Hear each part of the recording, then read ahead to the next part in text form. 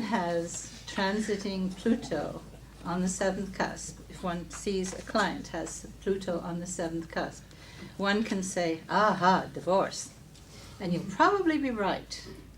But one can also start asking questions about the marriage, and then the person will tell you, himself or herself, that, well, my husband and I, my wife and I, and then instead of saying, aha, I'm a clever astrologer, you're getting a divorce, one can help them to understand why. You can see that perhaps the man has Saturn conjunct the moon. So he's walking into this marriage with problems. Saturn conjunct the moon, square Mars, opposite Neptune or something. And perhaps the wife has Saturn square Pluto or something. But you look at the individual charts and you understand the patterns. And then you help them to understand what is happening, what Pluto conjoint, the 7th cusp means, and also what their natural tendencies are and what they can do. Go for counseling.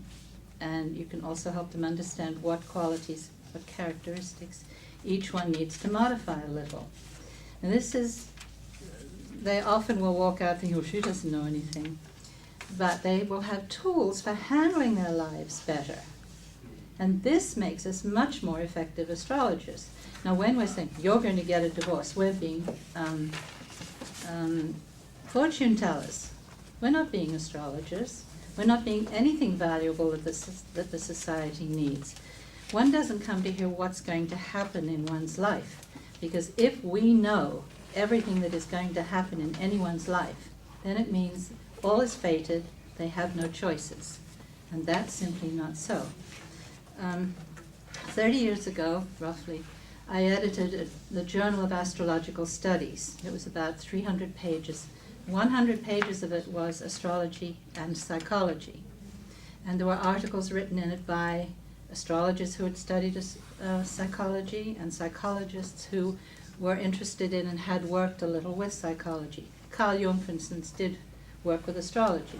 His daughter, Gret Baumann-Jung, was on my board of directors, and I worked with her. There are many psychologists who have an interest in astrology, and they do much better psychology when they do. And we do much better astrology when we understand psychology, when we understand. Now, there's another important aspect of this, and that is knowing how to counsel. If you tell somebody, your child's going to die next month, what have we done to that person? You know, it's like telling a doctor telling someone, you have cancer, and you're going to die in 6 months. We have to know how to say things to people, how to deliver information so that they can deal with it, so that they can use it. Yeah? And part of this is psychological training. I also, by the way, for many years have trained psychologists, psychiatrists, ministers. Tu as formé des psy. You train. Oui. Vous avez formé des. Oui. Oui, enseigné. Oui. Oui. And many are interested. They don't always tell people that they're using it. But if we want to become respected, and by the way, it's not only in France that you're not respected, we are not respected, it's everywhere, because most people think we are fortune tellers, or that we're magical, and they don't understand the logic of astrology. If there's just anything else here.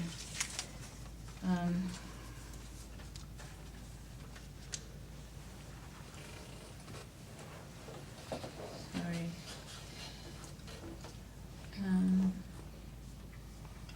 Oh, yes. Somebody said something about testing astrology earlier. No? Astrology, I think, has to invent its own system of testing, just as psychology has had to. Remember that psychology also, 100 years ago, was not respected, and still isn't in many quarters. You know, most people say, what do you mean, go to a psychologist? So, and in the United States especially, people don't respect any professionals in the intellectual fields. Scientists, yeah. I mean, they may say, that's wonderful, but they don't really want to know the research you did last week, right? So I think that we need to be less self-conscious about who we are, And I think we need to learn a lot more about the other fields to which we must relate. We need to learn the language of psychology and of physics. We need to understand more about this world and how it works. Michel Gauquelin wrote Cosmic Clocks, je sais pas le nom. Les horloges cosmiques. Oui. And in there he outlined a lot of the scientific research which has been done. For instance, studies with, what do you call it? Not radiation, magnetism. Mm-hmm. Magnétisme. Oui, magnetism. And one of the studies showed, for instance, because a lot of people will say to us, probably to all of you, you know, that well, it can't be magnetism because it's not strong enough coming from outer space. But one of the studies showed that it wasn't the giant forces, the powerful forces which caused a reaction. It was more subtle, tiny little reactions. You know, if somebody hits you, you might go, mm-hmm. But if somebody strokes you gently, that has a very different effect and it can be even more powerful. You know what I mean? Right? It isn't always the strong bang that does it. It can sometimes be very subtle. So anyway, I don't know what else I was going to say, but that's probably much too much anyway. Thank you. Thank you. Vous parlez anglais, monsieur le père? Bon, vous pouvez répondre en anglais? Non, je plaisantais. Donc, je voudrais laisser la parole. Excusez-moi, je reprends votre place. Enfin, si on peut dire, parce qu'en réalité, c'est pas le rôle de la présidente de commission de faire que ça. Normalement, vous devriez prendre des notes. I do want to just say one other thing. I'm sorry. Il a interprété la conception du président de commission, c'est pas du tout celle qu'il imagine. Enfin, c'est pas grave, on en laissé passer. Donc, non, vraiment, je veux dire quelque chose d'autre, oui. Sur le sujet des femmes et des hommes, oui. Oui. Oui. Jacques and I have already discussed this. Well. We now know that the lines between being male and female are much finer than we once thought. You know, there's not macho male over here. Speak a woman here. We know also that testosterone and what's the other hormones, the female hormone? Estrogen. Are connected, and that testosterone is actually made from estrogen, and that these hormone levels change throughout life. The older we get, for instance, the more masculine-looking women become, and the more feminine-looking men become. Like your hair, Jacques. See, we become more like each other. And we don't know yet what is actually feminine and what is masculine. We just don't know yet. But I can answer to you that if you consider that, and we could say, for instance, there is no difference between Jupiter and Saturn, or from the roughly only from the physical point of view. I mean, astrology precisely gives introduces differences between bodies that other sciences consider as just similar. Astrology does nothing precisely. No science does anything that precisely, and astrology certainly doesn't do it that precisely. However, you have a Venus in your chart, and you're a man. I have a Mars in my chart, and I'm a woman. Now, we're made up of all of these essences which are traditionally male or female, but we all have them. And what we have to learn, one of the problems with men, and I wrote this in my book years ago, is that the water signs, for instance, Scorpio and Cancer and Pisces, often have a lot of emotional problems because they think the only emotion they're allowed to express is anger.